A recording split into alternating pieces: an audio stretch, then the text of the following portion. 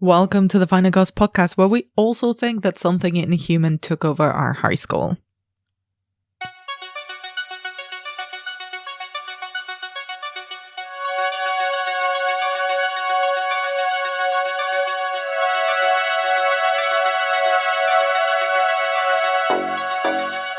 I'm Anna Bogutska, co-founder of the Final Girls Collective and your podcast host. If you're new to the show, welcome. We're in the middle of our teen horror focused season, currently living through some peak 90s teen horror, and are diving into how this subgenre has evolved, why teenagers make for such fascinating protagonists, and why we keep going back to high school in horror. Before we dive into our episode this week, a quick reminder, you can follow us on Twitter and Instagram at The Final Girls UK. We also have a Patreon where you can support us should you choose to do so at patreon.com/The Final Girls. And if you enjoy this podcast and are unwilling to throw a couple of quid our way, that's absolutely fine. But they would really appreciate it if you could leave a little review over on Apple Podcasts. And if you are interested in more 90s teen horror goodness, I've also launched a new podcast all about the Scream franchise called Hello Sydney, which is co-hosted by friends of the pod, Mike Munzer and Louise Blaine. And you can find the first episode of that on this very feed, and you can find it wherever you get your podcast as well. We are covering each Scream film in depth in advance of the new one being released in January 2022. But back to school business though. Joining me in this episode is the truly brilliant writer, film analyst, and co-host of the teen-centric podcast This Ends at Prom, BJ Colangelo, who chatted with me about the unfairly maligned sci-fi horror Disturbing Behaviour. Consider this episode the start of the Release Another Cut campaign. It might just be me, but you know what? A campaign is a campaign. Following my conversation with BJ, you'll hear a reprise of the chat that I had with film critic Layla Latif about another sci-fi teen horror that Kevin Williamson penned, The Faculty. Two 1998 bangers featuring absolutely peak 90s casts and hairdos. This discussion originally aired as part of our Female Monster series, which, if you enjoy it, I definitely recommend you go back into our feed and rediscover. And both these films make for an excellent late 90s sci-fi horror double bill, if you ask me. Please note, as usual, as all of our discussions, this conversation is spoiler heavy pretty much from the very beginning. And with all of that said, please enjoy our takes on Disturbing Behaviour and The Faculty. Blue Ribbons. What's that? It's a community group. Good kids have bake sales, car washes, kiss a lot of adults, speak to Blue Robots. Hear, hear.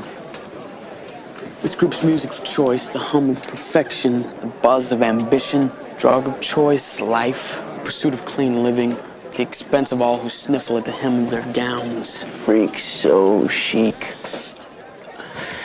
And you got kids like me and UV here, names who like are metal heavy, Marlboro Slight. Music of choice, Harvester of sorrow, language of the mad. Drug of choice, what do you got? Freaks all week. That's it. Lesson over. Class dismembered. Welcome to Cradle Bay High, Stevie boy. Welcome to my nightmare. BJ, welcome to the podcast. How are you doing today? I'm wonderful and so excited to talk about this movie. I'm really pumped. I'm so excited that you picked it. And since it's your first time on the podcast, can you tell us a little bit about who you are and what your relationship with horror is?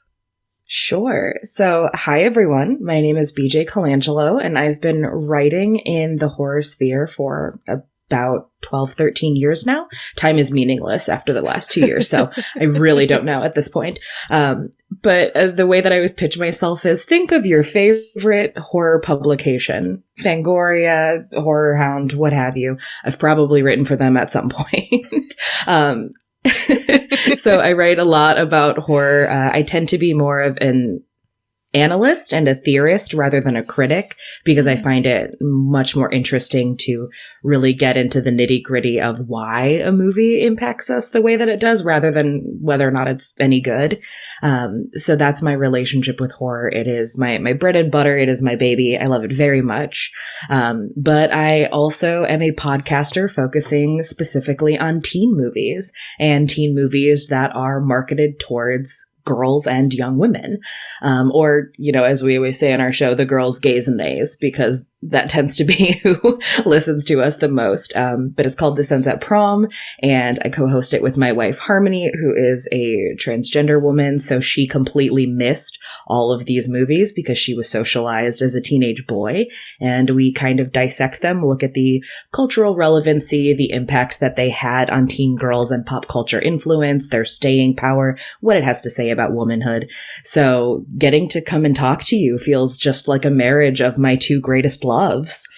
I mean, truly. I was about to say, I think I would have completely respected you if you hunted me down if I had not invited you to come on this season, because I think your name was one of the top ones on my list of people that I wanted to talk to about teen horror when I started putting this together.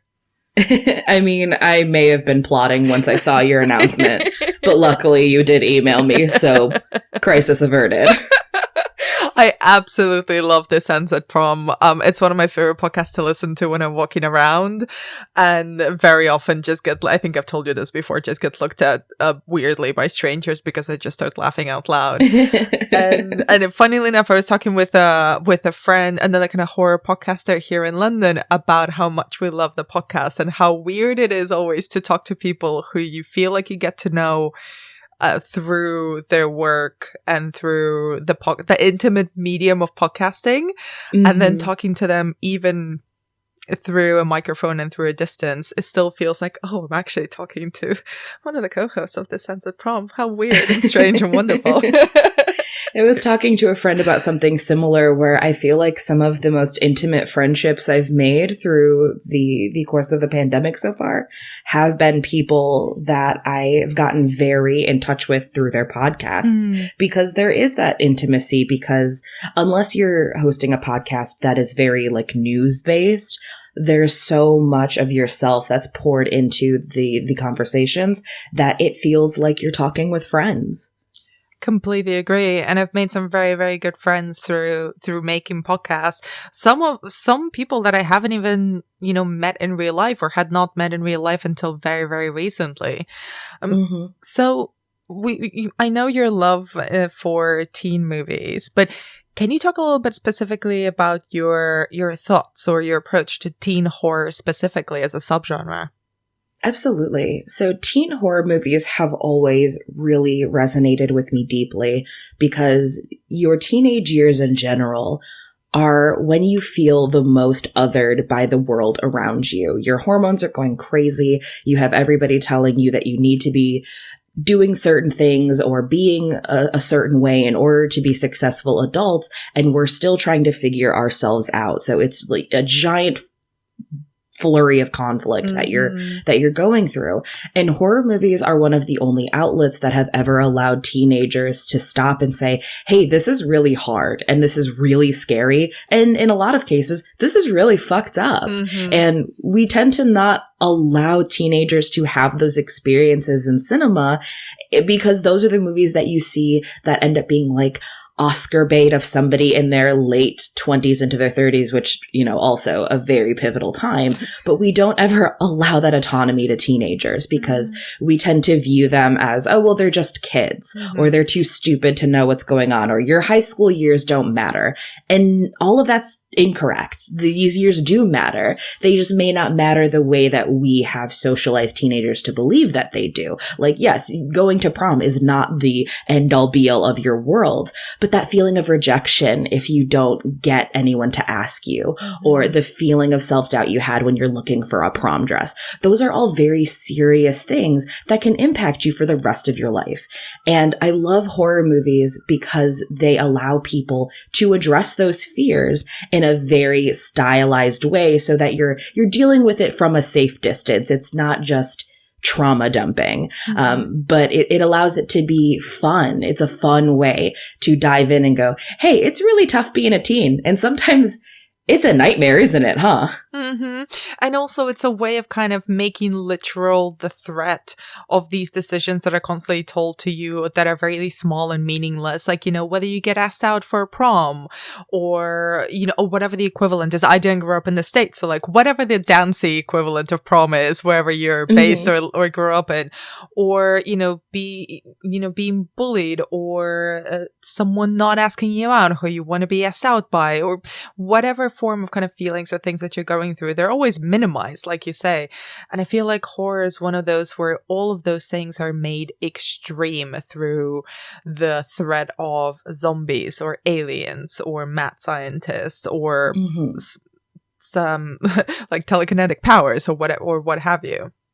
Right. And I think that makes teenagers feel very, very seen as well. I mean, there are so many people that talk about their favorite characters are people like Carrie White, are people like Sidney Prescott, because it's like, that's how I felt when I was in high school, is that I was just trying to survive, or I felt like I needed to burn it all down. And yeah, not all of us are going to have to face, hopefully, a masked villain coming after us and trying to kill all of our family and friends. I hope no one has to go through that. But when you're a teenager, especially if you're a teenage girl, sometimes it does feel like everyone in the world is out to get you, and you scream at the top of your lungs that this isn't fair or that this is scary, and people just say, oh, you. And they just push it aside because, again, you're a teenager and you're not offered that autonomy yet. So let's get into our conversation about disturbing behavior. And for anyone who might have not revisited this film in a little while, can you try and summarize the plot of the film really briefly for me? Sure. So Disturbing Behavior is about a kid named Steve, played by James Marsden, playing against type, which is also exciting because he's an everyman and not a popular jock in this one. But him and his little sister, Lindsay, played by teen horror icon Katherine Isabelle, and their family move to a small town called Cradle Bay. And it's a bit of an isolated town. It's on like a little island. You have to get to it by ferry. And they move there and find that the cliques of that high school are very deeply ingrained in the fabric of the community. And there's a group called the Blue Ribbons, and they're kind of your typical proto-jocks, very much do-gooders, full of school spirit. But the teenagers start to realize that the Blue Ribbons may not be what they appear to be. And as it turns out, there is an entire conspiracy happening where parents are willingly offering their children up to be brainwashed, a la like Stepford Wives, to turn them into the quote unquote ideal teens. And the problem is that the transition for these kids is also imperfect because they can't fully brainwash these teens. They still have a little bit of their own urges. And when those urges come into direct conflict with their blue ribbon style of behavior, they act out in very disturbing ways and very violent ways. And it's up to Steve and some of his friends, the other losers of the community, so to speak, to try to put a stop to it. Beautiful. So let's start with your summary has already kind of laid out, and it's the caste system of the high school, which I think is a very teen movie trope. Every film high school, I think every high school that ever existed and will exist will have its own kind of social strata system. And when Steve arrives, he's a kind of an everyman, like you say, but also kind of middle of the road. So he's perfect for us to be introduced as to how Cradle Bay and the teens there work. And he kind of gravitates or is pulled into the weird bunch with Gavin and UV. So how is this Cradle Bay High School divided, and who's who matters, and how do they behave? So what I find really interesting is I'm fascinated by especially the American clique high school caste systems that exist because they are not universal. Like, I always crack up when I watch something like 10 Things I Hate About You and there's the group of white Rastafarians. It's like, that's a very interesting choice. Or the Cowboys, like there's always like a cowboy group. And so in Disturbing Behavior, one of the groups they have are like the gearheads, kids that work on cars and want to be mechanics. That's such an interesting clique to me. And I love that they're sort of written off as being like these nobodies, but I'm like, I don't know if you've checked the last time how much money mechanics make. Like, that's a very profitable trade to have. So we have like that sort of a clique. You know, we obviously have the blue ribbons, so the people that are considered to be the end all be all, like they are the popular ones. But what's interesting is that they are popular and loved by the community, but everyone in the high school kind of hates them because they're assholes. And I find that to be one of the most fascinating analyses, because when you look at other teen movies, Mean Girls is probably the most obvious comparison, because you get the exact same scene in that movie where you have Janice introducing Katie to all of the different cliques, and that's the exact same thing that happens in this with Gavin to Steve. And in both of those instances, you have like the weird gothy outsider kid that's looked down upon and then presenting all of these cliques. But the difference is, in something like Mean Girls, even the plastics, while they are known to be like kind of mean and catty, people still really admire them. But at this school, that's not necessarily the case. People are afraid of them, and rightfully so, they are afraid of them. I just find that very interesting. It's interesting you pointed out, because the people who admire the blue ribbons in this high school and in the community, I think it's a good moment to point out that Cradle Bay is like a very small community and quite isolated as well, both geographically, which will come into play in the plot of the film. But it's the adults that admire them. So they're kind of the little social group of the teens who are hated by the other teens, but really coddled by the adults. So they're kind of the example that everyone else is supposed to follow, but nobody really wants to follow, because they are assholes and they're weird in a kind of instantly creepy way. Yeah, they very much reside in kind of like the uncanny valley, because they're not all there. And, you know, we find out later it's because they're literally brainwashed, or implanted with a chip, however you want to describe it. So that's why they're so off. But it's so telling, because I think that that's how high schools genuinely do function. I'm very fascinated about high schools because I find them to be time capsules of people's trauma. Like, you go into a high school and you see images on the walls of like the state basketball team from the 1970s, or a picture from the drama club putting on the first production in this new theater that we built in whatever year. But we don't actually know anything about these people. We don't know if they were good people. We don't know if they were good students. We don't know if they were kind. We don't know if half the people on that basketball team are a bunch of racists. We have no idea. All we know is what we've been provided. And it seems like that is what has always mattered to adults. Like, and I'll fully admit this, as a high school student, I went through some severe trauma, and I did have a bit of like a drug issue for a hot minute, but nobody said anything because I was an honor student. So because my issues with addiction and my obvious cries for help were not impacting my grades, no one was like, oh, this is not serious enough to step in. She's fine. And that feels very much like Disturbing Behavior. Like, yeah, they're having these very violent outbreaks in the middle of a supermarket, but hey, you know what? They're still good kids, and they don't talk back to their parents. So that's all that matters. I hadn't thought about it until you brought it up, BJ, but it's complete. You're completely right. I actually went through a similar thing in high school, where I was a straight A student for my entire high school career, but when in the later years was getting into a lot of trouble, and was just not going through a very nice period at all. And instead of anyone addressing anything, it didn't really matter, because I got good grades and kept the school average up a lot. So it was very easily dismissed, and I probably should have gotten into a lot more trouble for the shit that I got up to, but it was very much waved away because I got the very good grades. And I think that's what's happening here with the blue ribbons too. It is such an interesting reflection that's being shown about the priorities of it's such an American movie. This movie is so American. And what's really interesting to me is that the blue ribbons, because they are like brainwashed or, you know, transformed by this chip that they're implanted with, they're being essentially modeled into someone's idea of the perfect teenager. So what is, this is all spoilerific. So like, what is the Dr. Caldecott, who we'll come to later, what is the adult's version of a perfect teenager in this film?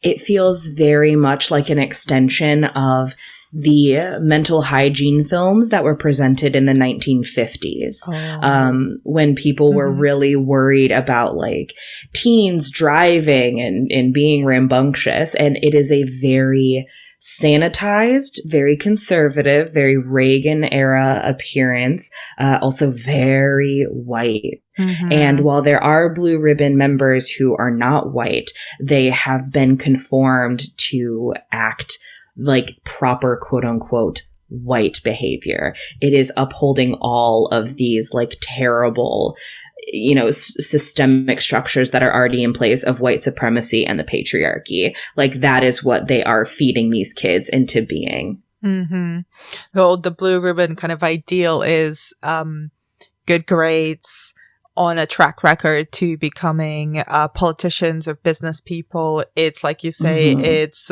all like the female characters are completely subservient to the male Blue Ribbons. Sex is completely eliminated, which is the thing that also triggers their violent behavior, is that the chip that they're implanted with cannot actually delete their sex drive and their hormones and their impulses. So that's the thing that causes them to kind of quote unquote malfunction.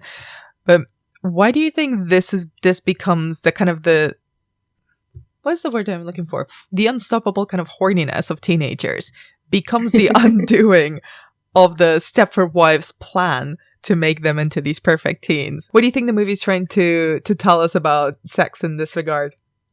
I find this movie to be weirdly sex positive in that route, because it is presenting it as a way of the natural impulses of teenagers are in direct opposition of the socialization that we want teenagers to have. This is why, and why I feel this movie to be so American, is because we do not have a comprehensive universal sex education in this country. We just don't. There are some states that don't have sex education at all. They teach abstinence only. And those states tend to be the ones with the highest levels of teen pregnancy. They have, a lot of issues because you can't stop the hormones and the urges, and trying to push them down and pretend that they don't exist is going to make them self-combust, because they're two unstoppable forces acting against one another. And I find that really interesting, because it's this ideal that parents have of, my kid is quote unquote clean. My kid is not pursuing this rambunctious, promiscuous behavior. That is the status of what is a good child. And this movie is like, no, you can't do that. Like, when you try to determine somebody's goodness by whether or not you're having sex, that it doesn't work, because you can't control it. Like those emotions and those feelings and those urges exist, and there needs to be a safe outlet for them. And when there is not a safe outlet for them, that's when violence happens. And that is something that is so very true that exists in the world. We look at like the incel culture and how they have these urges, and no one has ever taught them what it means, how to process them, what to do with them, and they act in unsafe ways. And that's what's happening with these Blue Ribbons. If you just say, hey kids, it's okay to have sex, it's okay to feel this way, but you have to understand consent. You have to understand the risks that come along with it. Just be safe about it. Then the issues go away. And nobody wants to have that conversation because it's uncomfortable for parents to think about teenagers having sex. And it's very much in the text of the film from the very first scene, which really, the very beginning of the film, it starts with two teenagers making out and engaging in oral sex in a car parked in the forest. Like this is iconography that we've been fed through horror movies and teen movies alike. And it ends with a really graphic murder. And it's really disturbing the way that it just gets literally swept away under the rug by both the teen boy who's murdered the girl, but also the police officer who finds them and just kind of lets them off the hook. So instantly, it's already put us in a place where sex is punished, and also violence is protected by the adults in Cradle Bay. And that's what I find so fascinating with this movie, is because you see that and you recognize immediately that the people who've been brainwashed, and obviously the police, because they're working in tandem with the brainwashers, they're the bad guys. Like, so the people that are covering up for this violence are the bad guys. Had this student not been brainwashed, more than likely they just would have had sex and gone home, and there wouldn't have been this problem. But he's got this microchip in his brain that's like, no, you acting on this desire is bad, and she's even worse for wanting to do this with you, and therefore she must be punished. So, you know, the idea is not that sex is, you know, bad or punishable. It's the people who believe that sex is bad or punishable, like worthy of punishment. Those are the villains. That's who we need to fight against. And I think that's fascinating. And let's talk a little bit about our protagonists, essentially the weirdos of the film, where Steve, who gets adopted by the weird kids in the school, and obviously Gavin, played by Nick Stahl, and UV, and later on Rachel as well, played by, well, up-and-coming star at that point, Katie Holmes. What do you think? I've always found it interesting how kind of quote-unquote weirdos are coded in pop culture or presented in movies and TV in particular, because they always visually fall within the same realm. It's always people who aggressively like music or other forms of pop culture, be that movies or TV or whatnot, always kind of wearing dark or punky clothes, and sometimes always have like piercings, or in some weird cases, because I don't know who got tattoos in high school, but sometimes tattoos. What do you think about the weird crowd that adopts Steve? I love that the weird kids adopt Steve, because obviously he's the new kid and people don't know what to make of him. They don't know where he falls in line yet. So nobody wants to be the one that steps up and like welcomes him and offers him that hand in friendship. But the weird kids do, because they're constantly othered and they know that nobody wants to be around them. So like, hey, we know what this feels like. Let's help you out with this. But I feel like the coding of the weird, quote unquote, weird kids in high school movies to be, you know, the alt kids or the goths or what have you, is because that is the direct opposition of the blue ribbon types, which tend to be more sports forward. And the reason that they're more sports forward is because sports have a great deal of influence with like capitalism because they make so much money, and they are also associated with academics because there's collegiate sports. And the weird kids are ones that tend to lean more towards into art, which is viewed as something that's a little bit more liberal and a little bit more progressive and more provocative, where sports feel very conservative and they feel very much on the right end of the right, as in like the political right end of the spectrum. And that is what is viewed as like the poster children for good things. And as much as, you know, filmmaking and in this day and age is kind of where art meets commerce, when you're in high school, the amount of kids that are told, you know, you better have a backup plan because that's not a sustainable career, or you need to do something other than your art thing. That is that is the pervasive narrative. Whereas kids with sports, it's like parents will refinance their entire house to try to get their kids on like a D1 collegiate football team. And you don't really see that for the art kids. So they tend to be relegated to being the weirdos of high school. And they've always been, in my opinion, the most interesting.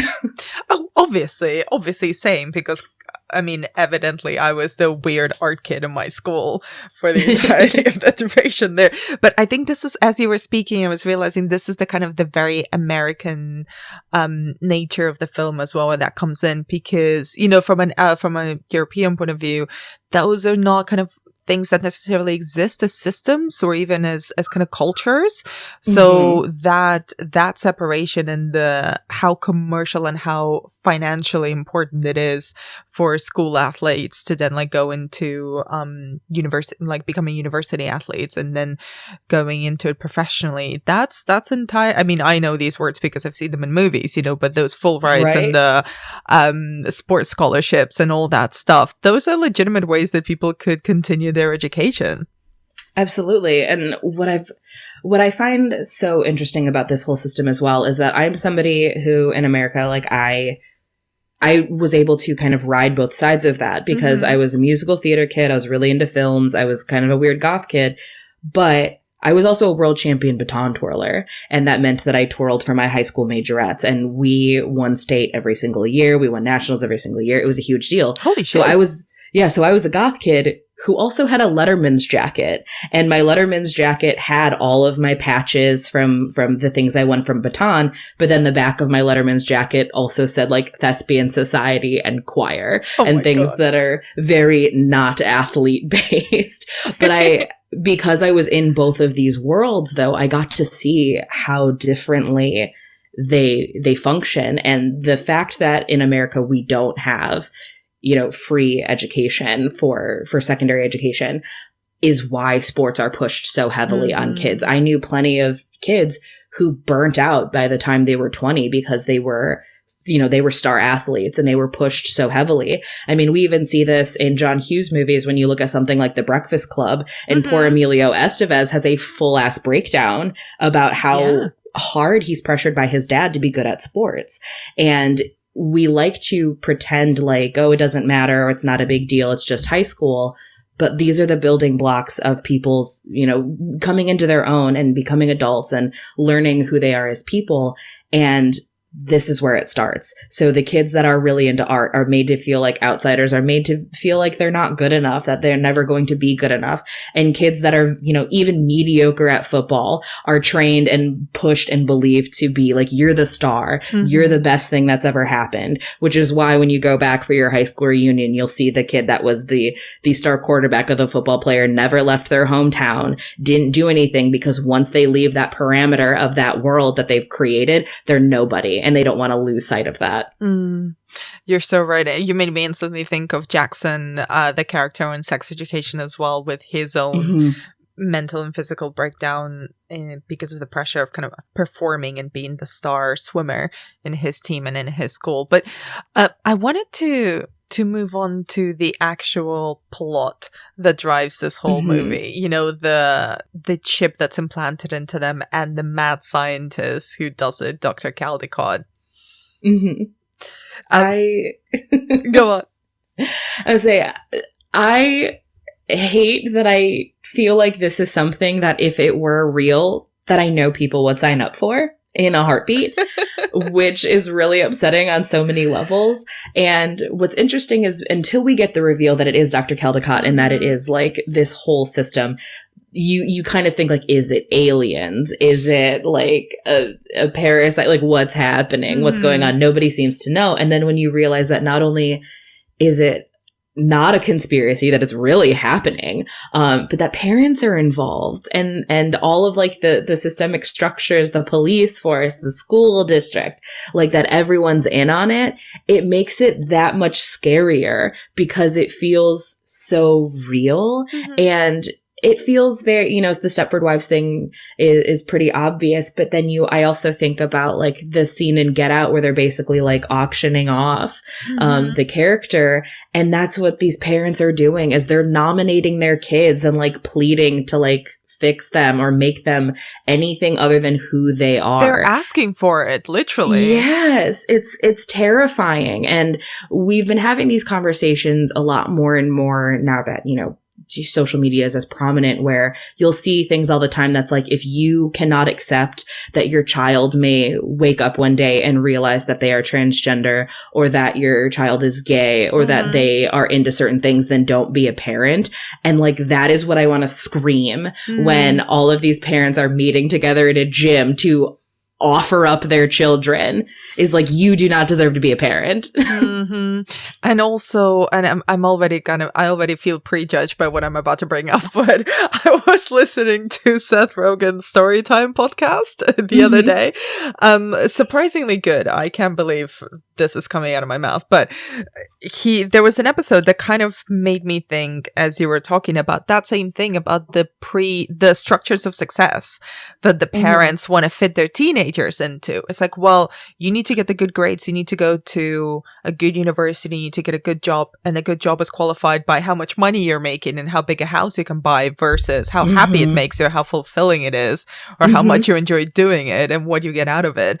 So this kind of pushing their kids kids, or even in the case of our protagonist, Steve, there's a whole lot of baggage that he comes with that has clearly not been addressed by his family at all. So instead of dealing with the trauma that their kid is going through, that both their kids are going through, because they had lost their elder son to suicide, kind of this happens off screen. Poor Mr. Ethan Embry that we only get to see in like flashback videos. Exactly, like in a really, really brief flashback as well. But I'm like, oh, can you maybe deal with what's happening in your house? This is not about fixing Steve with mad science. It's about maybe helping him process the loss of his brother.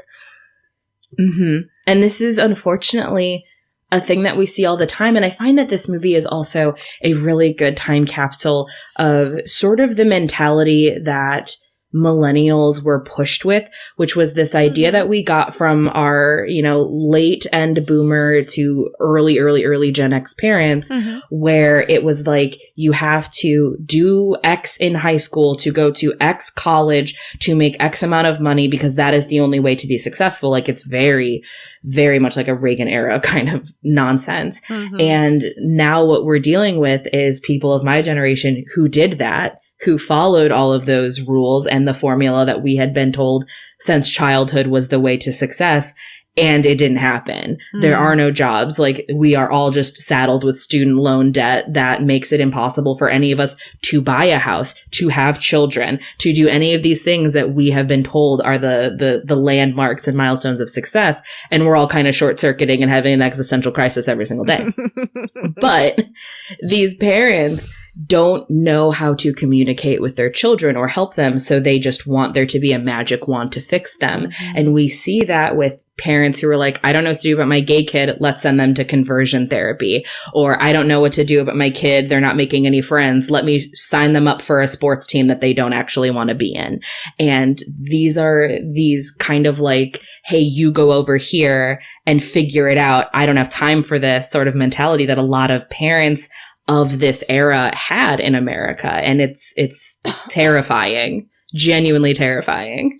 There's a really great sentence that oh my god, his name escapes me now, but the janitor character tells Steve in a deleted scene, and we should talk about the absolute massacre that went on with this film as well behind the scenes. Yes. But there's this great scene in this great moment in the deleted scene where he says like, kids don't drive drunk in Cradle Bay anymore, but they don't laugh or dance either.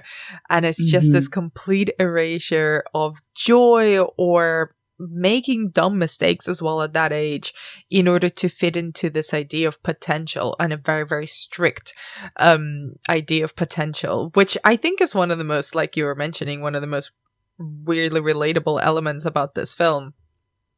And this is also a 90s film that's coming out right around the era where Ritalin became a big thing in the school systems, of just like, we don't want to take the time to figure out how to help our neurodivergent children. So we're just going to load them up with medication that makes them not feel anything.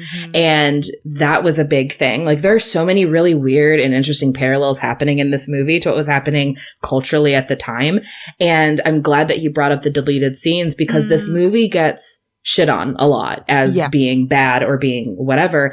But the reality of it is that it was butchered to death. And a lot of the character work and a lot of the interesting talking points, like you mentioned, they've all been taken out. And it's almost as if Disturbing Behavior was kind of given a blue ribbon treatment to make it something absolutely as sanitized and palatable as possible. And in the process, like, completely destroyed the heart of it. And weirdly as well, and to explain this very briefly, and I'm gonna go full nerd and kind of use the running time minutes to create kind of a timeline of this movie. The version that is out there is 84 minutes long. That's the theatrical release. That's the version that's on the DVD, the Blu-ray there. But there's a fan edit online that has joined in all the deleted scenes that are in the DVD extras, and that takes up to 103 minutes. The original director's cut was 115 minutes, and that is the version that kept getting butchered by demands from test screenings. And I read that even the early test screenings were positive, except for a minority of the test audience, and still the demands from the studio were to cut things. The ending was changed. Then the director, it just completely got taken away from the director to recut, and they wouldn't even let him kind of add in or release the original director's version on the Blu-ray years later, like 20 years later, when it got re-released on high definition. The studio still would not let him actually access or use or the material that he shot to like do the composite of the film that would have been his version. So it's a weird kind of butchered Frankenstein of a monster of a movie where you can see that it was great, but has been kind of tinkered with so much. And I genuinely don't understand, and I don't think anybody knows why it's still not allowed to be put back together now. I mean, it's over 20 years after it was originally released. The stakes are non-existent. That's the thing that I don't understand about it, is that this is a movie that just the intentions have been changed completely behind it. Because I know in one of the deleted scenes, like Steve and Rachel have sex, and that was kind of unheard of at this point in teen horror, of protagonists having sex and not dying. And taking that out, I feel, sucks away that importance of the like that sex positivity message that I can see. Like, they're subverting it a little bit in the current edit, but it's not quite as obvious when you have that out. Or, you know, you even find out that the brother who unfortunately took his own life, he did so because the parents were separating him like from the girlfriend, and he felt like he had nothing left. Like, these are very important things, because it also then kind of puts an additional onus onto these parents who we know they've moved to Cradle Bay because they're trying to fix Steve, because they don't want to deal with, you know, Steve's trauma and the fallout from his brother's suicide, which was indirectly, like, it was caused by them as well. So, like, it paints them as even more responsible for everything that's going on. And it really bums me out, because you can tell that there is a good movie here. Like, it has all of the bones of a good movie. But yeah, all of the heart and the meat has just been left behind somewhere to rot. And that's such a disservice to this movie, the message, and everything that's going on. And I try not to get into like conspiracy theory land, but it's like, maybe they thought this movie would, you know, inspire teens to rebel too hard, and that's why we can't have it. And like, obviously that's not the case. It's probably got to do with like money or something. They don't want to give him more money. But it's a shame. It's a real shame, because I love this movie and I love what we got, but I love knowing, like, I hate knowing that it could have been so much more. I know, me too. Like, you know, fuck the Snyder Cut, release the Nutter Cut. That's the one that I want. Like, it does seem kind of nonsensical that it just won't happen even so long after the film has been released, even as a lot of these actors have become bigger stars. And, you know, David Nutter, the director, has gone on to have he already had an excellent career in directing television and films, but he got even bigger. So these are not kind of unprofessional people. These are not untalented people who have kind of disappeared after making Disturbing Behavior and the film flopping at the box office. They've continued to rise up. So why can't we have the film that existed, that was made? The materials are there. And especially when you see how excited people got when Clive Barker was finally able to release the director's cut of Nightbreed, another movie that was famously like butchered by producers. And I do think that there is an important distinction to be made between something like releasing a Nutter Cut versus like the Snyder Cut, or like David Ayer will not shut the fuck up about the Suicide Squad cut that he wants to have. Yeah, no one cares. That movie made $700 million. Like, I don't care. But this movie was a humongous flop, and it was a huge failure.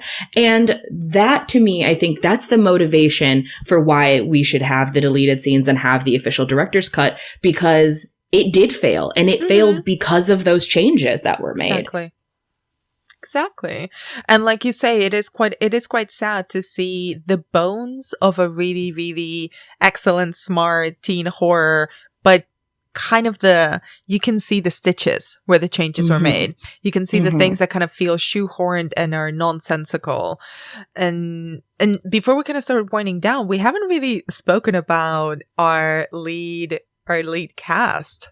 Or, well, the cast at all. Because this is, I mean, it's difficult to put them into context now because we all know who James Marsden is. We all know who Katie Holmes and Nick Stahl are. But, like, they were not well-known young actors at this point in time. So what do you make of our teen cast? I love that there is like a very small mini universe of movies where Katie Holmes is like an alt girl.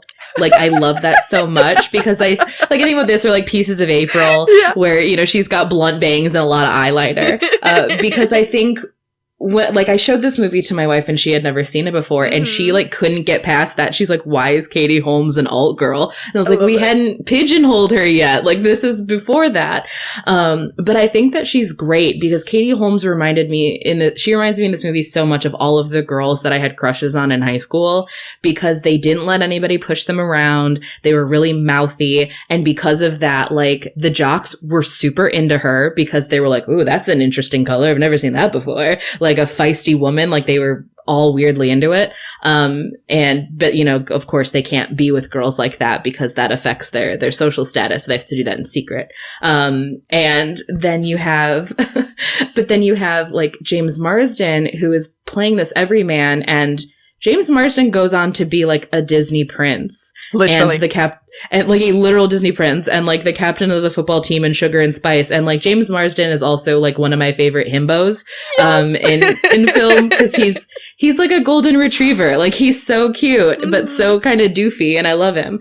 But he's such a great everyman in this movie because he walks in and like you look at him and you're like, James Marsden is beautiful. That is a gorgeous man, but he's not treated that way. And I love that because that is a very real part of high school that people don't like to address, that sometimes it doesn't matter like how hot you are. If you're an outsider, if you're new, or if you're into something weird, like you're still treated as othered no matter how hot you are. And I think that's really, really interesting. And then like Nick Stahl, like he is such a great burnout character. Him and UV both, like they're both great burnouts. But the only issue that I have with him and with his kind of storyline is I do hate the trope of like the alt guys or like the stoner guys or the burnout guys that are still in love with the girl that is like the preppy popular girl.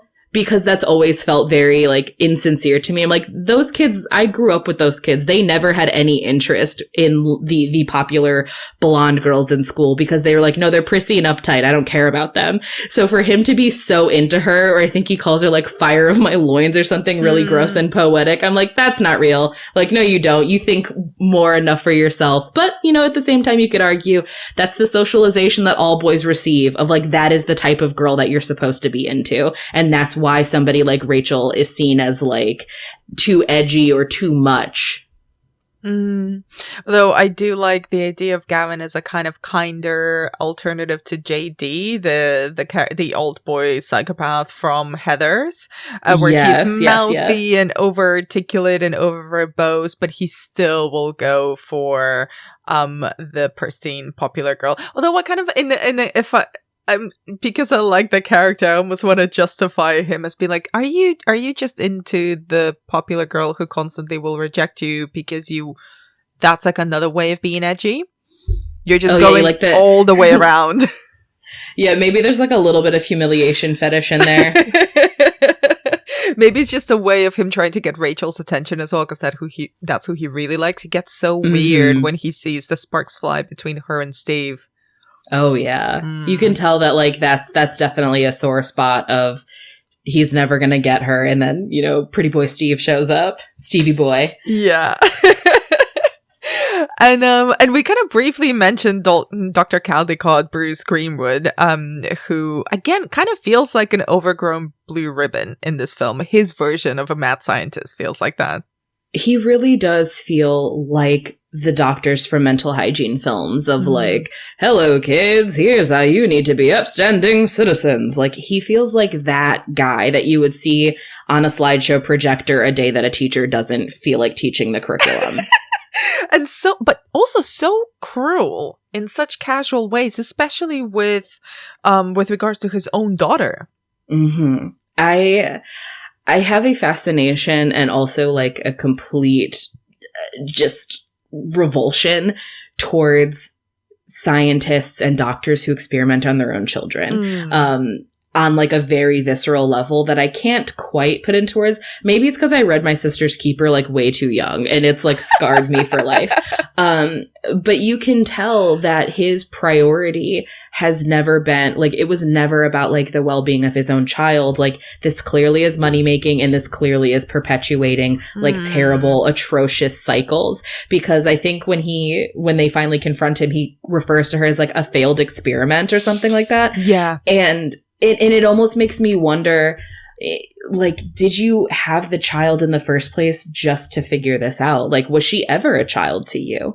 And, you know, because I know he talks about like, oh, he was trying to change her or whatever. But it's like, but if he had her with the intent knowing like this is the experiment that I'm going to inevitably run, I doubt that she had a very like nurturing and supportive childhood. So of course she started acting out as she became a teenager. She had no support system at home. So he almost like proved his own theory by being a piece of shit parent.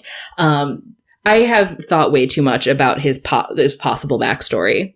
I'm into do expand if you'd like to.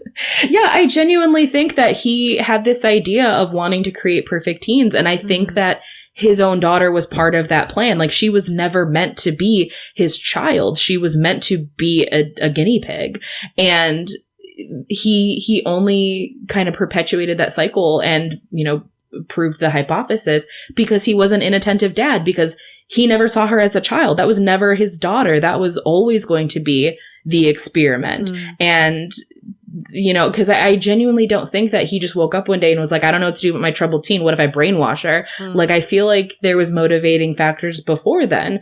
And it's truly sad when we do see her in the asylum. And also, like, this asylum is the most, like, 90s teen, like, horror asylum. It's very House on Haunted Hill. It's very, like Jacob's Ladder for teens. Like, everything is dirty and filthy and like just falling apart. It's very strange. And when you see her, it's so sad. And I know like even Rachel and Steve have kind of that realization of like, oh my God, his own daughter. And it's like, of course his own daughter. He's a madman. Yeah, it's everything is really exaggerated until they meet her, and then it becomes just sad. And confirming of just how insane and cruel he actually is. And there's that wonderful needle drop when they are escaping that jumps into Flagpole Sitta that feels so like thrown in there. I love that it's there, but it like totally breaks like the trajectory of the film, and like kind of it's really jarring because you're like, whoa, that's a needle drop I was not expecting to be here. I mean, that whole scene, I just like, if this is you trying to get the horror kudos, like the horror bits of the film up a notch, it's a bit too weird to work. But you know, it makes a great first date, you know, to quote Steve. Yeah, I mean, the asylum scenes, to me, if full transparency, they're my least favorite part because I find them to be, they're so horror tropey of like, there's the person that's repeating themselves or there's somebody who's like hitting their head repeatedly into a wall. Like that stuff just feels so like paint by numbers. This is what we think crazy people act like. And that's not how it is at all. Like I've had my fair share of 5150 holds. That's not what asylums are like. But because the real terror and the real horror to me is the everything else that's going on in Cradle Bay. Like that stuff is genuinely scary to me. And I hate that that's the stuff that got chopped up the most by the studio, because that's the real horror. And we see that perfected with something like Get Out. Like it's perfected now. And it's a bummer because when that movie even came out, I was like, everybody's making the parallels obviously to the Stepford Wives because it's obvious. I was like, but had Disturbing Behavior been the full cut and had been presented as like the true version of the movie that it is, I feel like we would be having a similar discussion about the way we socialize teenagers. But that just conversation doesn't happen because this movie ultimately was a failure. And we've spoken about how it was butchered, and you referred to it as a kind of as a failed movie a few times. What made you pick it though from the list that I sent you? So something that I talk about a lot on the Sunset Prom, and then also just in my work as a film writer, I write full time over at Slash Film, and I use my platform over there a lot to champion movies that get a bad rap, movies that people think are bad and have just universally sort of accepted that they're bad, but have never interrogated why they feel that way or why they believe that to be true. I know frequent guests that you have, Jordan Crucchiola, has talked numerous times about like Jennifer's Body, to the point where on This Sunset Prom, we've turned it into like a verb of a movie getting Jennifer's bodied, which is the belief that a movie is terrible upon release, and then you rewatch it and you're like, wait, no, actually this is saying something really, really important, and it was just mismarketed or mishandled by audiences or misunderstood in general. And Disturbing Behavior is one of those movies for me that I've always felt that way. I've said numerous times that if I ever had the chance to remake any movie, I would remake Disturbing Behavior and just make it the way that it was intended. Because I think that there's something so important being said here that was ultimately just lost in a poor edit.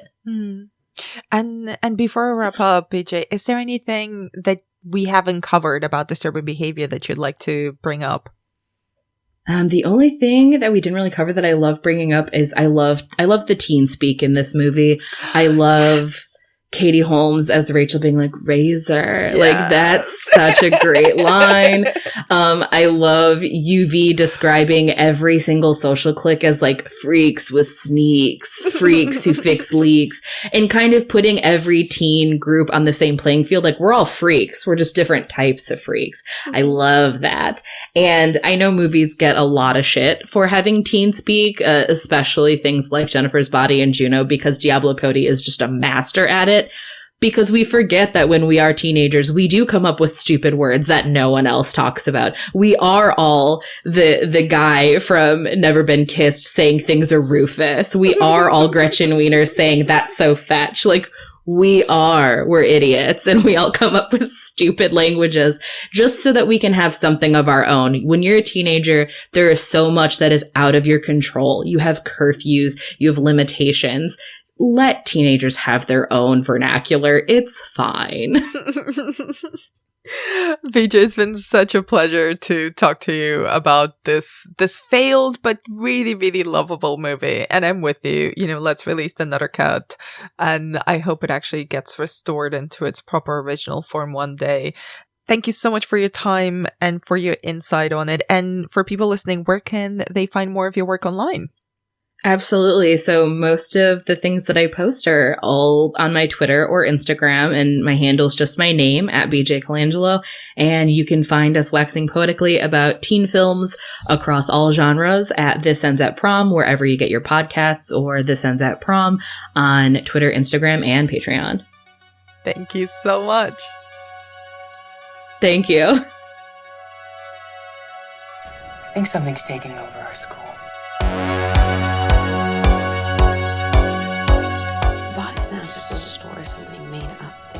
Located in the fiction section of the library. Yeah, so is Schindler's List.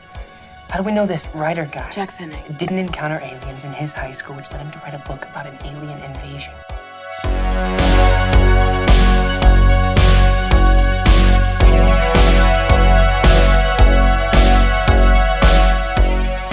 Recognize the surface tissue at all. Casey, I don't want to blow smoke everybody, but I think you found a new species. Hey, Stokely, maybe it's from your planet. Whoa, did you see that? Now, I remembered loving this film, and when I saw it again, it had aged differently than I remembered, but I still really left with like a lot of love for it. So what did you think about it rewatching it now? I think it was a lot more nihilistic than I remembered. Like, I love this idea of, well, I mean, you've kind of got this like central cast of misfits, which are kind of a little bit could come out of a John Hughes film.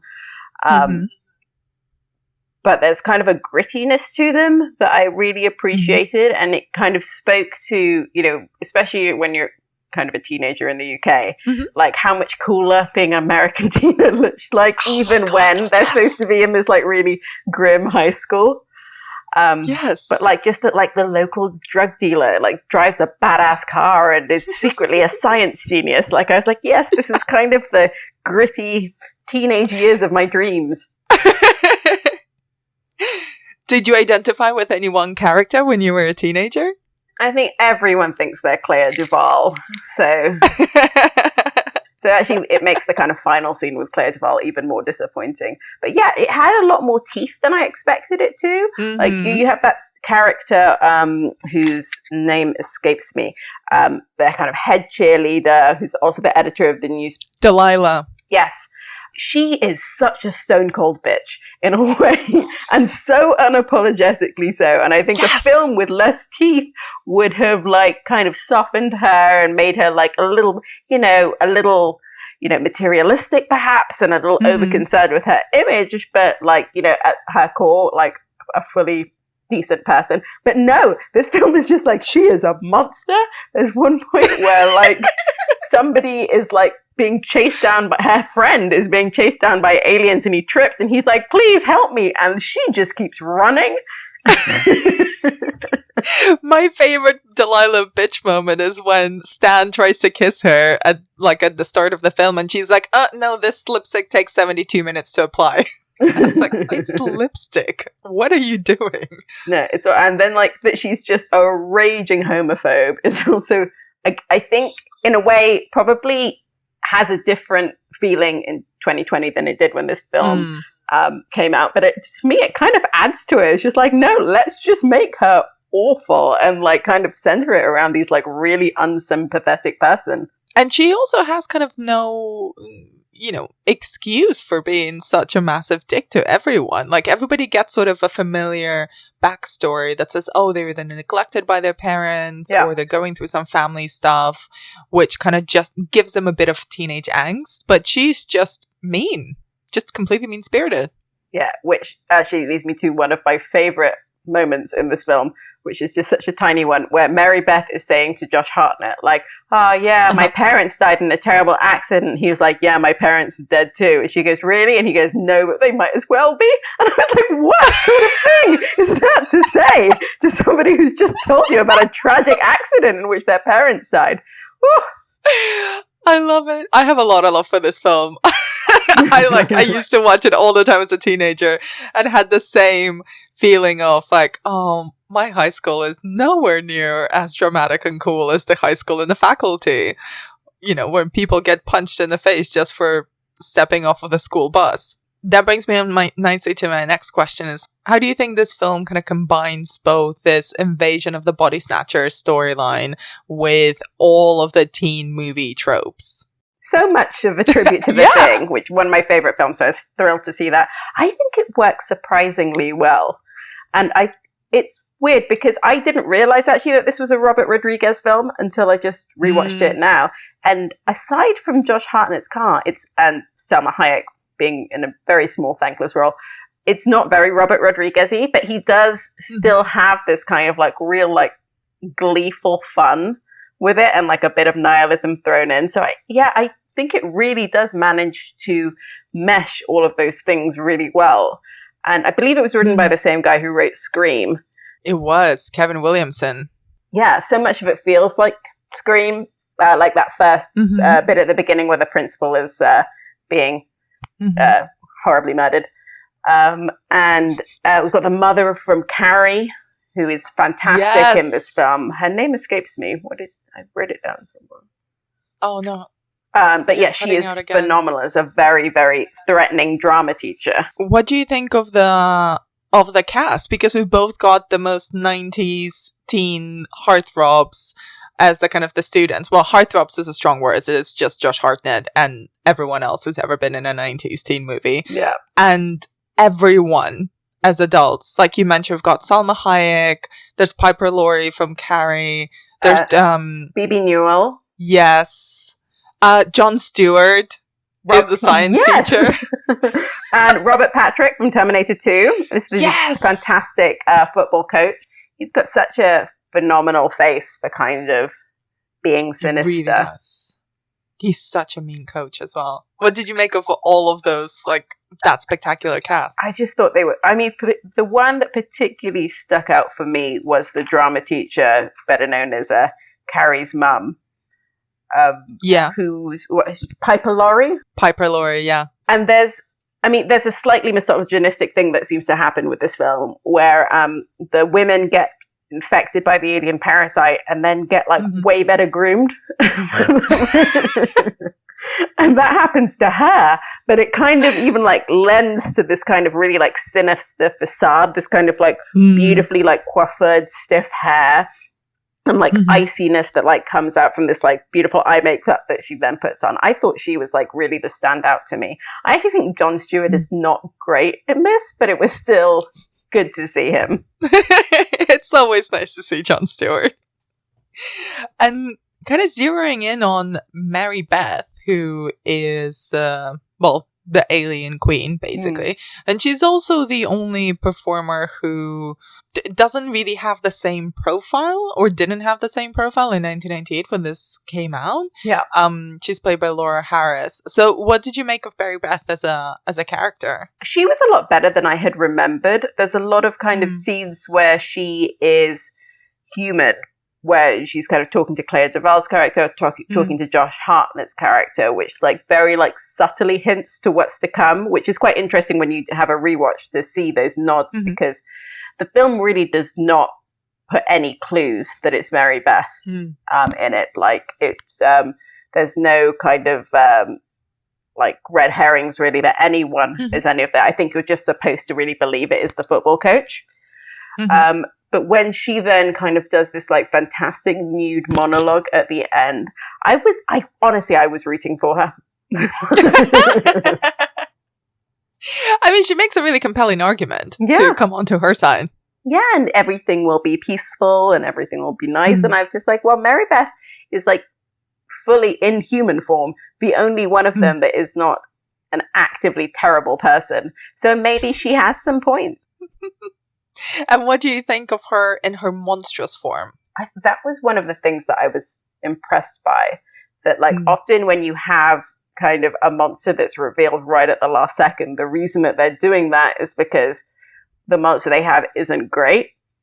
But actually that was a very compelling monster, and I think that the CGI on it, you know, really worked very well. And the bit where it goes into the pool, I thought was done so well. I was really impressed. I thought all of that aged pretty decently. Yeah, and that kind of final scene where she's in full alien form and hunting down Elijah Wood's character. Yeah. It's still maybe just the enormity of it, but it's also an alien that I think completely sheds her female form when she's in alien form, which I find quite interesting. Yeah. Especially if you think about Species, which kind of, even when Syl is in her alien form, she still has essentially the body of a woman, but it's just made up in makeup.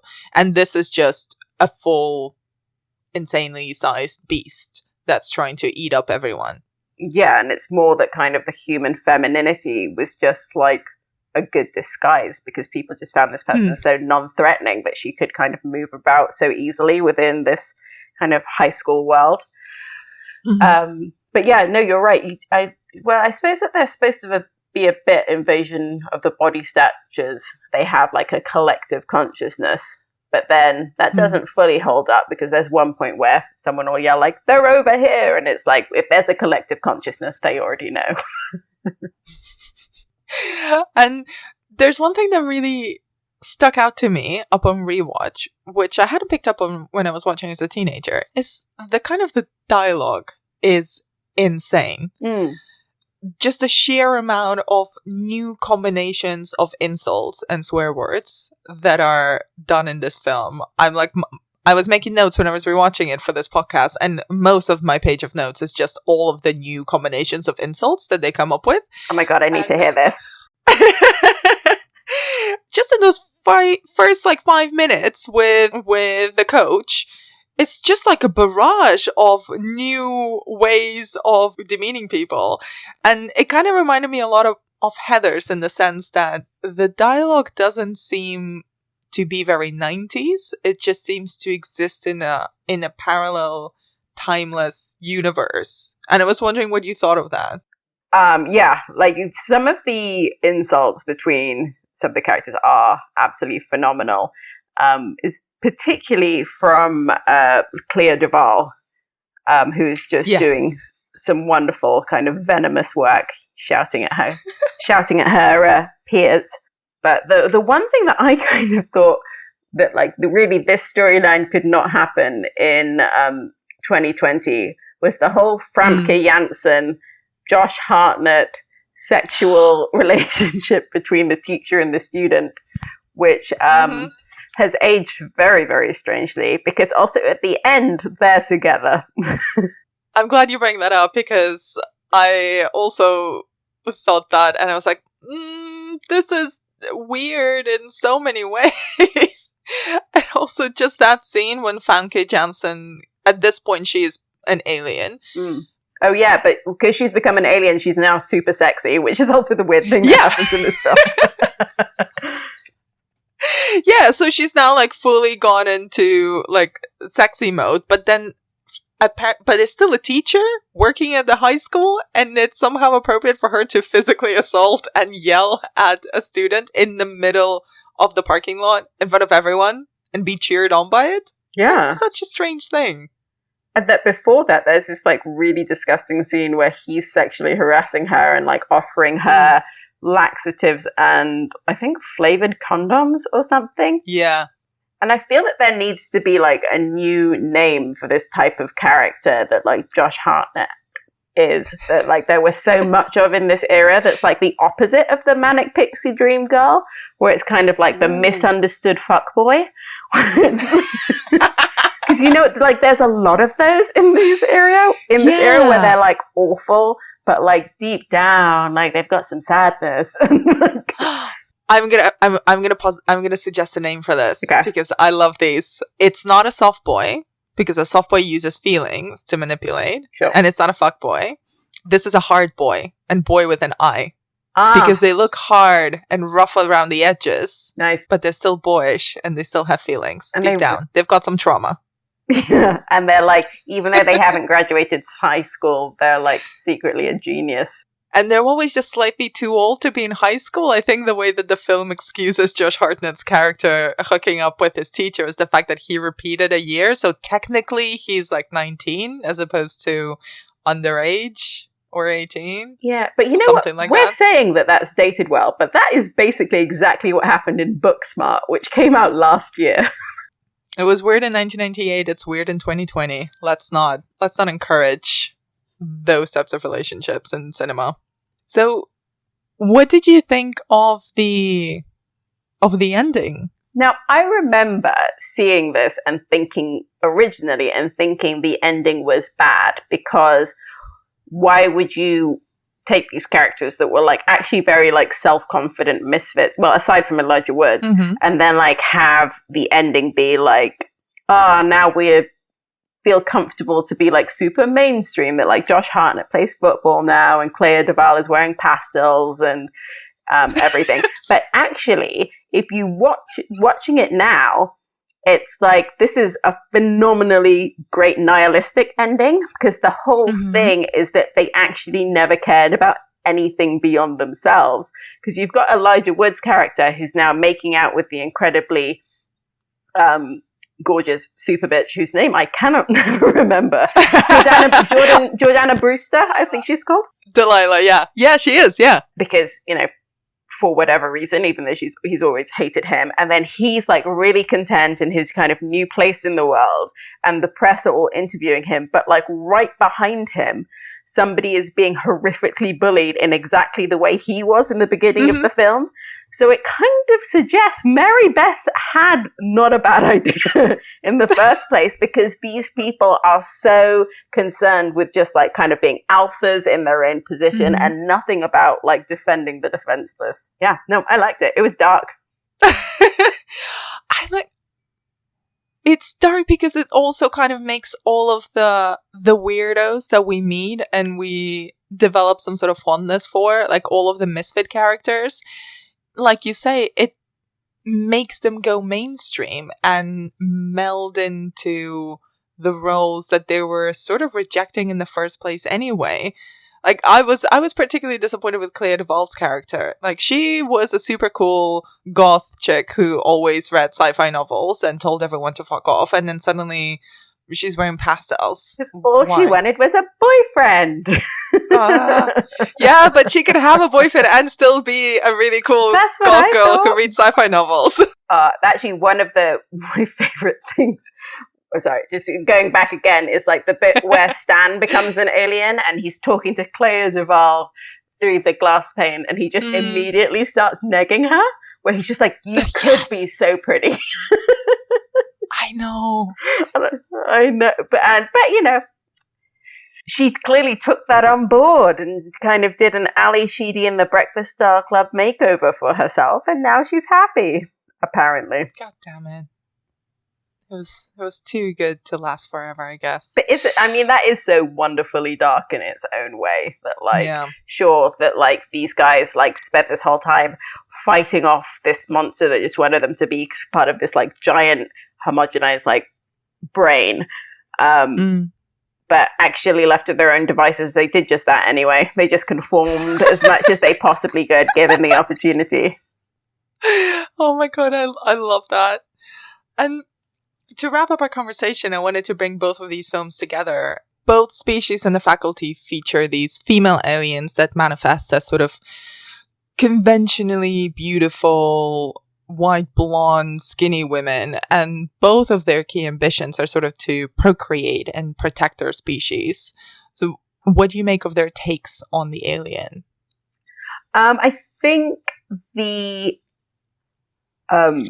alien of The Faculty is a much more kind of interesting idea, simply because there is like a broader plan, a wider premise, and when it comes down to that character kind of unveiling themselves and having their voice, there's like a decision that's been made, and like a plan and a philosophy that's like actually quite succinctly kind of given in like this rather well done monologue. I think the problem with Species is they just don't give that alien any real agency. So it's very hard to know what you're watching and what it's trying to say in any broader sense about society, about femininity, about, sexuality, all of those things. Whilst at least in The Faculty, I felt like, I could get what they're using this alien to try and say. And they both die at the end of the films. Yeah, justice for Mary Beth. Yes. Oh my god, that's another t-shirt that I need to make. So why do you think the female monster needs to die so often in these films? Well, I mean, there is kind of an idea that there's a level of misogyny in horror where we as the audience love to see a woman kind of butchered in some way. So it's probably an element of that happening. But also, I mean, in the case of Species, I think they just ran out of things to do with her because they didn't really know where this was going. Which is a sad state of affairs. And to wrap up our conversation, would you recommend that contemporary horror fans seek these films out? The Faculty, definitely, because it is also really, really fun. I think if you are someone also who really loves Buffy the Vampire Slayer, it is in a kind of similar family. Species, it's not boring. I mean, you're not going to kind of, again, like I said, fall asleep or like spend the entire time looking at your phone, but it's been done better. So if you kind of want to watch an alien film with like a lot of great Geiger, watch Aliens. If you want to watch if you want to watch a film about kind of a sex alien doing a great monologue, watch The Faculty. What an amazing way to end. Layla, thank you so much for your time and for your insight. And where can people find more of your work online? And then I can always be found on Twitter. I would not recommend my Instagram. It's only pictures of my children. But Twitter, you can find me at Layla Latif. Thank you so much. Thank you.